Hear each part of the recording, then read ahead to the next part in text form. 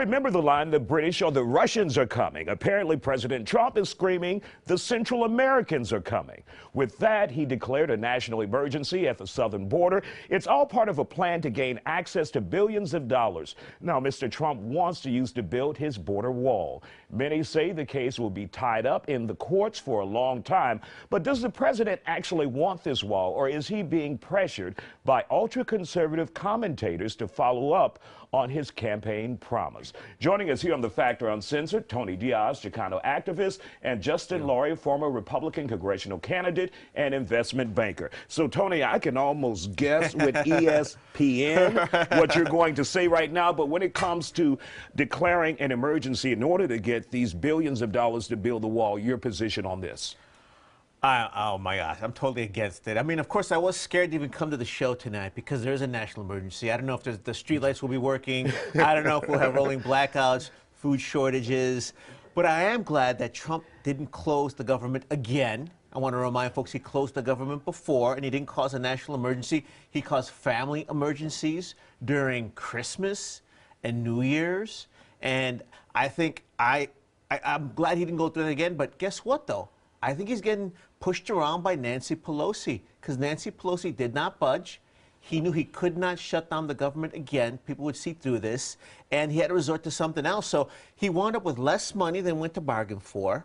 He had to cave into Nancy Pelosi, and now he's going to waste our time through the whole court system up to the Supreme Court, which I even think the Supreme Court might slap this down. So really, he's building an illegal wall to deal with undocumented families. Justin, is this a course of action he should take, the president? Well, you use the word should. We should go back 2 years ago. What he should have done is establish a point person within the White House and got this passed through while the Republicans controlled both houses of Congress. But now here we are, fast forwarding. And we mentioned here that why didn't he do that? Well, that's a great question. I think it was bad strategy and probably even worse execution. But regardless, there is an emergency. And if you look at history, in 2005, Arizona governor, it was Janet Napolitano, who later served the Obama cabinet. She declared a state emergency on the border. Same year, New Mexico governor Bill Richardson, who later ran for president on the Democratic ticket, he also declared a state of emergency on the border. And if it wasn't an emergency, if we didn't need the funds, why would we have already allocated $1.5 billion to build the wall? And that will be the argument in court, because the Trump administration will win the argument in court because, there is an emergency. Since the National Emergencies Act of 1976, there have been 58 national emergencies declared. And even in recent history, underneath the Obama and Bush administrations, there were 18 national emergencies declared. He has the legal arguments, he has the legal precedent, he has the right to do so, and it's been proven.